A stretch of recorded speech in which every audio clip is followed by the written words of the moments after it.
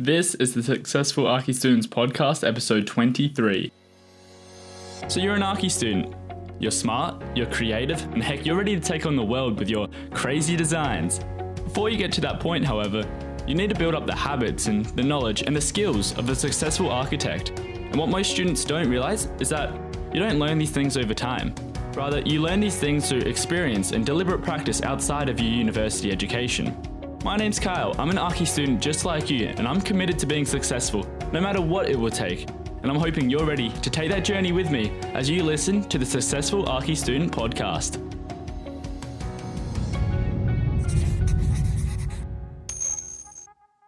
G'day everyone, welcome to the episode. Today I'm going to be bringing on another guest. This is the third guest in a row in the last 3 days that I've interviewed, so I'm super excited and super pumped about this. I'm now meeting with Chaim from Melbourne, Australia, and he's a third year architecture student like myself, except he's got a bit of an edge on me because he's already finished a 2-year diploma in building design, which I think is incredible, and he's definitely ambitious and he's definitely motivated to do really well. A bit of an insight into this episode, we're going to be talking about how to enter and how to win architecture competitions, because he's recently come first place in a kitchen design competition, and so we get in depth about that. We'll be talking about late nights and how to manage stress and how to manage your time better so that you don't have to stay up past 11 o'clock at night, which I think is going to be super helpful for you guys. And we're also going to be talking about Chaim's app idea for an app for architects, which is pretty much where you scan a photo, you take a photo of a building and you scan that building, and it tells you all the relevant details about the materials and the schedule of the materials, and it will tell you all the project information such as the team and when it was completed and all this kind of information, which I think is a great idea, and it's definitely something to be excited about. And I also want to get to know what you guys think about that, because he's really trying to develop it forward to making it a real thing to happen. And on that note, we'll also be talking about how to manage a side hustle or a side hobby while in architecture school, because a lot of students think that they don't have much time to work on something else while in architecture school, except that's just simply not true. And there's so much time in the world that you can actually have a side hobby, have a side passion aside from architecture. So I think this episode is going to be super helpful, and I don't want to waste your time anymore, so I would really think we should just get straight into the interview with Chaim. So without further ado, here we go. Welcome to the Successful Archi Students Podcast. On today's show, I'm joined by Chaim from Melbourne, Australia. What's up, Chaim? Hi, how's it going, Kyle? Yeah, really good. Thank you. It's an absolute pleasure to have you on the show. And for those listening who don't really know who you are, could you tell us a little bit about yourself? Sure. So my name is Chaim. I'm a third-year Bachelor of Design student at Swinburne University. And yeah, I'm just overall one of the happiest architecture students out there. You know, I love it, and I'm glad to be on this podcast and just talk about it. Beautiful. So you knew this question was coming, but why architecture? What made you decide that you wanted to be an architect? Right. So I don't have that classic story of, you know, when I was a kid, always loved building things or drawing. It was more of like the other route, really. I'm sure a lot of people would relate. I was probably about 18. You know, I really didn't know what I wanted to do. And I went to a careers counselor, and after the meeting, we discovered that I liked building. So I enrolled in a Diploma of Building and Construction. I started that, and I really, really liked it. But I wanted something more, you know. That was more of the nitty-gritty details. I wanted to look at the overall picture. And that's when I decided to transfer to a Diploma of Building Design, which I did for 2 years online. And that was amazing. I loved it. Got to work on a few projects, and eventually I finished that and went on to the Bachelor. Beautiful. Could you tell us a bit more about what that course was, and kind of, like you said that was online, so you didn't have to go to anywhere for that. Kind of what did that involve? So I was studying in LA at the time. And I would basically spend the whole afternoon doing it, about 4 or 5 hours. The course was called the Diploma of Building Design. It was offered through what was then called O10, but now it's TAFE Digital. And so while there wasn't any peer-to-peer contact and, you know, one-on-one consultations with the tutors if you needed, I found that it was still really good. You know, they were really responsive. I was able to call up every day. I kind of bugged them at the end that, you know, they were happy, you know, that I finished, because I would call up all the time. But it was really good, and you know, you got to work at your own pace and really take things as they came. And I got to say, I learned most of what I know basically on YouTube. You know, there were plenty of amazing tutorials, and it was great. Yeah, I feel like that's one of the best ways to go about it. But Yeah, so was that course a lot more like construction, like detailing or kind of building, as opposed to like designing architecture? we didn't do much of the building construction details. We started with the site analysis all the way through to construction documentation and producing final renderings and models, and yeah, it was really more the design side of things, which I really enjoyed. That would have given you a massive edge over other students as well who are experiencing architecture for the first time as you're moving into doing your university degree. Is that something you recommend other students to take that path of doing a diploma first before going to university? So I would definitely recommend it. Like, although the way I went about it, I did 2 years complete diploma and then started the bachelor straight away, and I had to complete the full bachelor. So, you know, although I did have 2 years extra studying, whereas some people do a diploma, let's say, I know a lot of my mates at uni have started with a diploma and went straight into the third year or second year. Uh-huh. So that's also another option, which I found that they came into the course with a lot better technical knowledge and, you know, drafting capabilities. So they were definitely a lot stronger in that regard. Whereas the bachelor students were more like conceptual and more like model making and, you know, drawing. A lot more creative. Yeah, Cool. for sure. So you actually reached out to me last week with an app idea for architects, and I want to dig a bit deeper into this for my own curiosity, but also to help understand what other architecture students would think about this. So the idea is that you have an app on your phone, and that's where you kind of take a photo of a building, and it gives you access to the details and the project team and year of completion, and also I think material information. Is that right? Yeah. Yeah. So yeah, could you tell us a bit more about what sparked this idea and your inspiration behind it? Sure. So it was really a few years coming, you know, like from when I started architecture, all of a sudden, I'm sure people can relate, all of a sudden you're driving down the street and you just like, I almost crashed like 100 times just looking at buildings around me. You know, I'm really into that. I've got like an album, like 1,000 photos of buildings. So, you know, a few instances I would pull over and like look at the building and be like, wow, that was some impressive cladding, or the doors, like, it was really, really cool. And I think to myself, like, like I would love to know who the architect was and, you know, look into them and see other projects for inspiration. And B, I would actually love to, like, you know, find out more about the materials used, the building components and the systems they've used, and really get access to that information so I could use on my own projects. But I found that was close to impossible. You know, like, what can I do? I would Google the address, you know, and 1 out of 10 times the project would be featured, and then maybe at the end of like half an hour research, I would come up with the architect, and that's about it. So I thought, you know, it would be like such a great service to architects and students alike if you could, you know, snap a picture of a building and automatically get access to building information such as the contractor, the year of completion, the architect, as well as the relevant manufacturer details, all there in your hand, ready to use for future projects. And I have reached out to a few architects to test its feasibility, and it's still in the, you know, the very early stages. But hopefully, with the people's feedback and, you know, with the help of some architects and other people, will be able to make this a reality. And I think it'll be great for everybody. Oh yeah, I agree. Yeah. And this leads me to think about how a lot of architecture students, they think that they can only have kind of one thing to focus on at a time. And what I mean by this is that like we think we're so busy that we can't have a side hustle or a hobby or a passion outside of architecture. So for students who are thinking like that, what would you say to them to change their minds and inspire them to gain more skills outside of architecture? Well, I think you're the professional. Yeah, you're the most you could do. But what I could say is that it's funny because one of my electives was actually entrepreneurship and opportunity.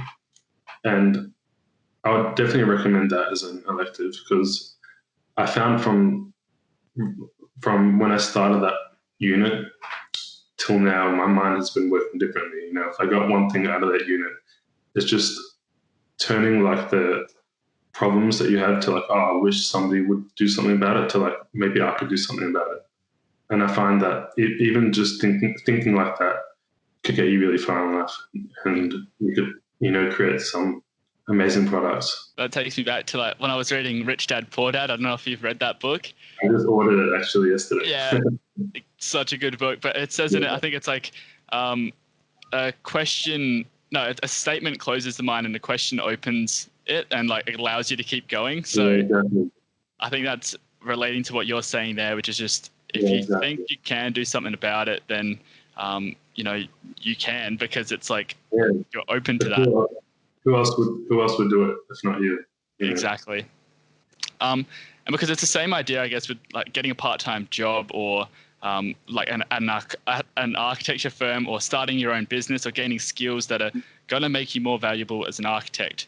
And if you keep pursuing this app idea, if you end up making it or not, it doesn't really matter, because you're going to learn all of these skills along the way that are going to make you more valuable, not just as an entrepreneur, but like in the industry as an architect as well. You know, you can put app designer or business manager on your resume and so forth. And these are additional skills you're bringing to the table that when it comes down to it, or when you're getting employed, I guess I think that's going to be really valuable. So I want to ask, do you have any advice for someone to balance working on something else while also studying architecture? Well, it's funny you say that because I know this wasn't directly your question, but someone asked me in the past about design competitions, and they asked me like, because I recently did one, and I undertook it like the last few weeks of my semester. So call me crazy, but it gave me like an outlet from my work. You know, I'd be sitting doing the rendering for like 3 hours, and I just wanted to get, you know, something different, you know, change of scenery. So I'd work on it. It was a kitchen design competition run around Australia, and I found that having something else to work on really refreshes your mind. It's almost like going outside, going for a walk, and then coming back, because your mind, you know, you could get really, really tired doing the same thing over and over again. And sometimes you need something else to take your mind off it for a few minutes to come back, you know, much more refreshed. And now that we're talking about competitions, I would definitely recommend people getting into that. So in my regard, I did the kitchen design competition, just purely just for fun, you know, just to get my mind off my current studies. But I also, you know, got to learn a lot more about the little details of the cabinetry and the manufacturers and the budget. And I actually went on to win that competition. Oh, nice work.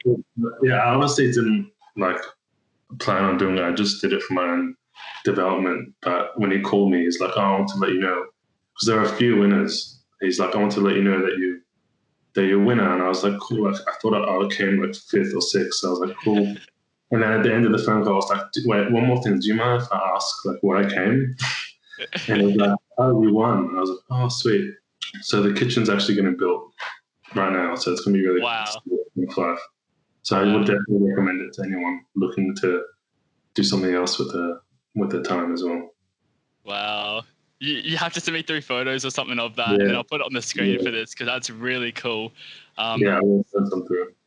Oh man, you really are like a master. The fact that you've done that in while you've got your final submission as well, that really Yeah, truly is like that's crazy. balancing both your architecture work and then also doing something else. I think Yeah, that's it helped me. It helped me remain focused because I was able to set aside an hour for this, knowing that I'd come back with a fresh mind, and it was a win-win. It was great. oh yeah, and I think that's what architecture is kind of all about. Because if you're working in a firm, you're going to have multiple projects at once. You Yeah, can't just work on one thing. So that's really you cool should that be you've able done to bounce around. Sure. that. So talking about competitions, like how did you find that kitchen competition? Because I've had a look around as well a bit myself. This question's more for me, I guess, but for everyone else that wants to do competitions as well, Yeah. where would you go about finding them? So this was a bit more random. I was just on a community Facebook group, and my mate, he was actually on it at the time, so I joined later. He just sent me a message like he wrote, "Go architect something." Oh And yeah. I was like, "Nah, it was a joke." I didn't really look into it Mm. for a few weeks, and then eventually I downloaded the brief and started working on it. So that was just more random, but um, I think I believe there's a couple Instagram pages that do share competitions. I'm not sure what they are offhand. I could email them to you and you could post them on the link or something. Yep. But I'm sure there are networks that are there to market different competitions going around for architects to have a look at, or students. Mm. And that kind of makes me think like the fact that you've just had this sent to you and you thought nothing of it at the start, but you've turned it into actually, you made it happen and you've just gone with it. And I think that's pretty cool that you've just kind of, when you've got an opportunity in front of you, just to take it and, you get first place and you'll learn a lot from it. I couldn't let myself not finish it. Yeah. I told myself like I wanted to quit probably 5, 10 times. I was like, what is this for anyways? I don't have the head for it. But I just had to submit something, and I'm happy I did. That's awesome. Yeah. So with this app idea, you sound like you're at a bit of a roadblock at the moment. So could you tell us? Yeah. Could you tell us a bit more about what skills that you require to move forward, I guess? And if there's someone who's listening to this who wants to get on board, what skills would they need to help you out? So at this point, the number one roadblock is, can we access this building information? I've reached out to council to see what sort of information is readily accessible to the public. And they did respond, but it didn't seem like there was much that I could see other than, I think, the lead contractor and maybe the project size, which is good, but that's just tipping the surface of what I'm trying to access. So I believe that if there's a way to access the specification of a given project, that would be the key. And then creating the technical side of things to be able to extract the relevant information and from that is very doable, I'm sure.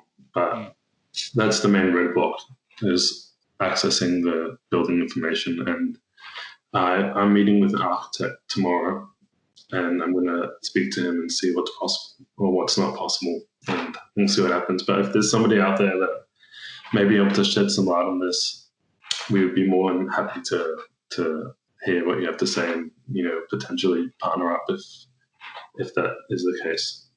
Cool. And if there is someone who wants to partner up, how can they get in contact with you?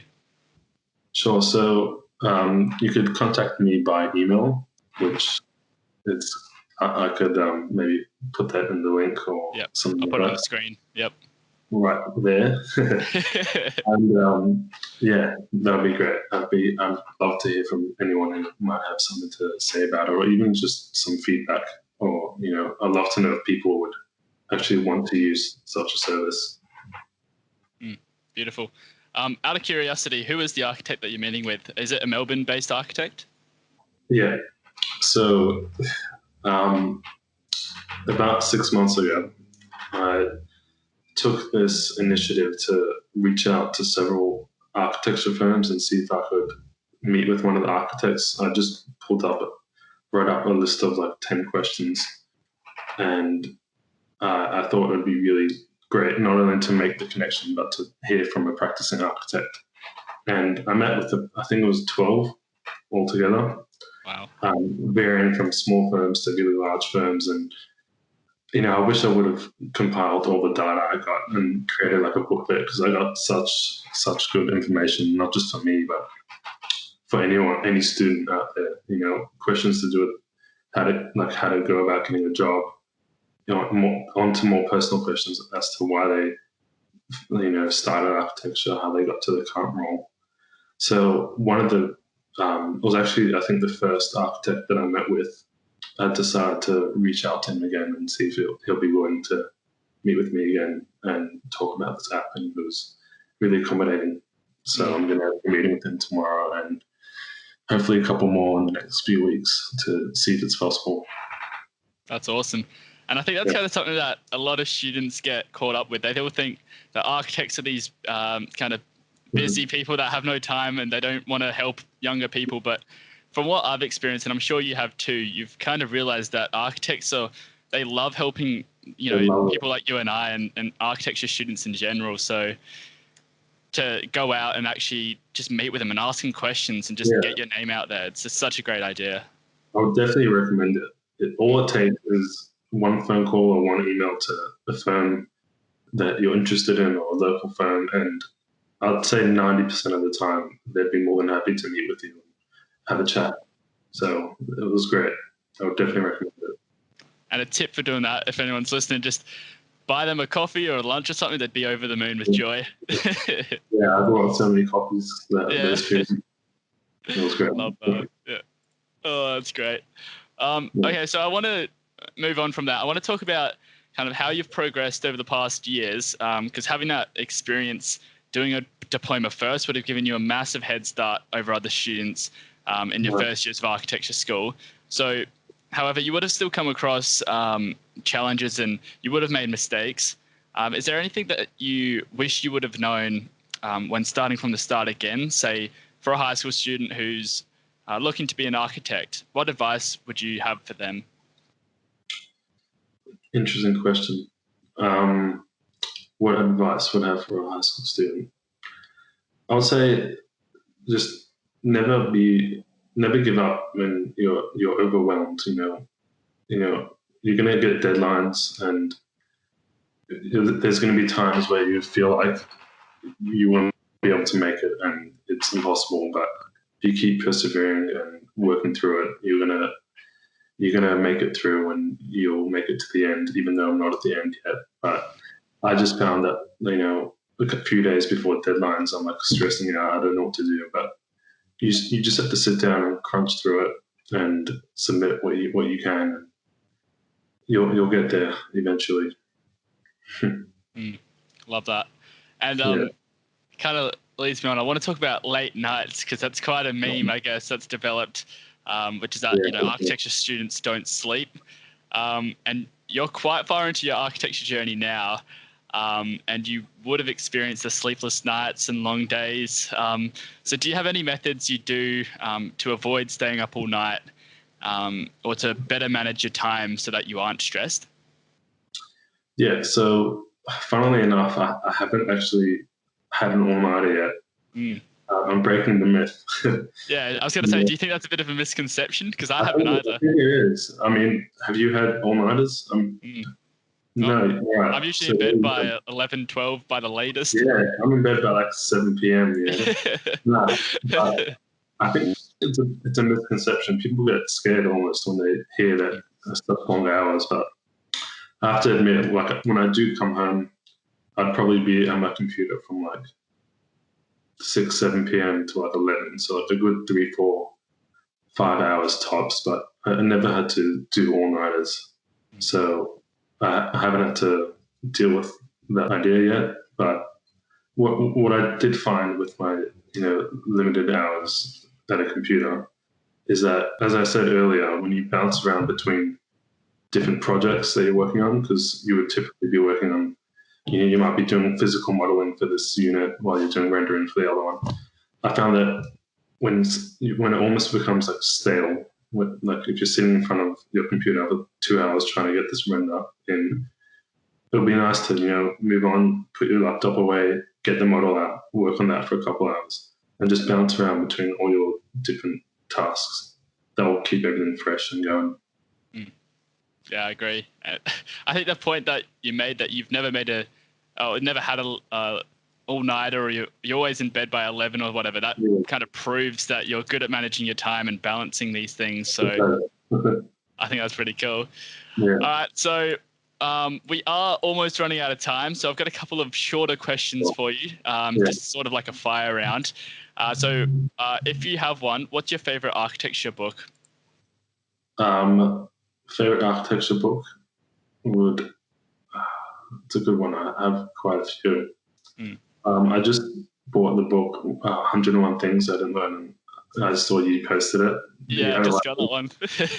So I just bought that. It was really good.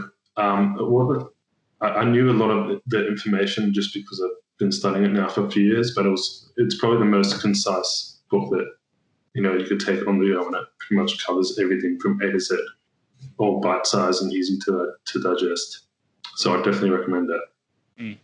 And you did mention that you ordered Rich Dad Poor Dad before. So I want to say, what's your favorite business or kind of entrepreneurship book that's not architecture related?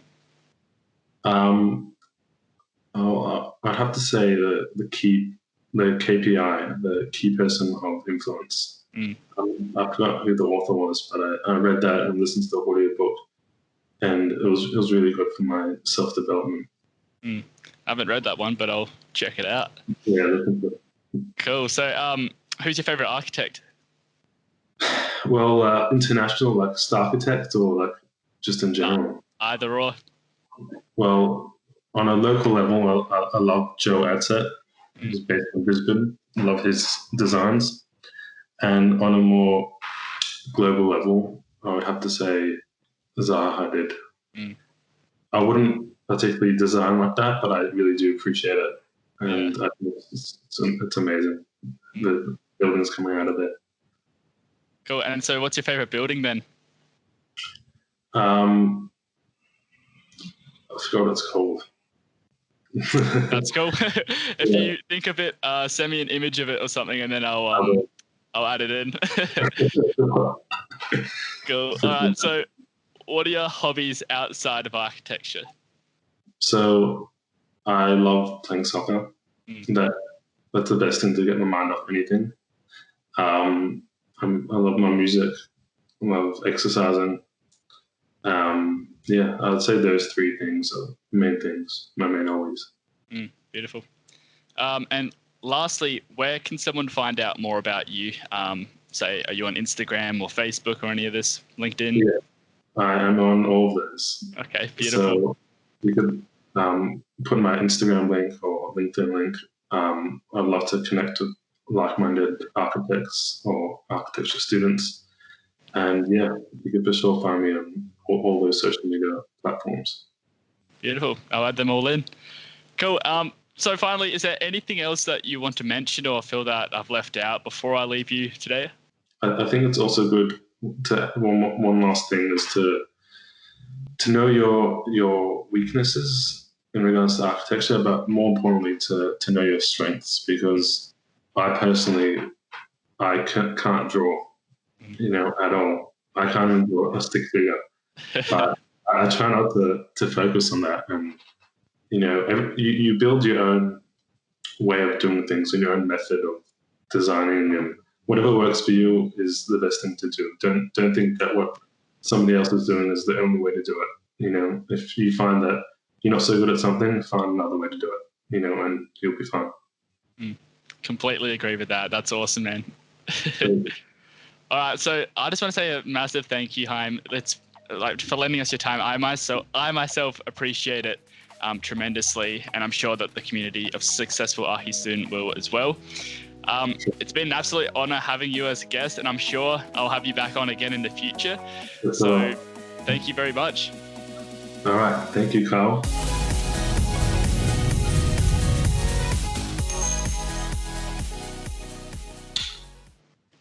I just paused.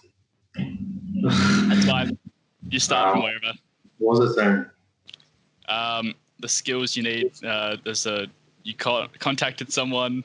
Right. Okay. And action.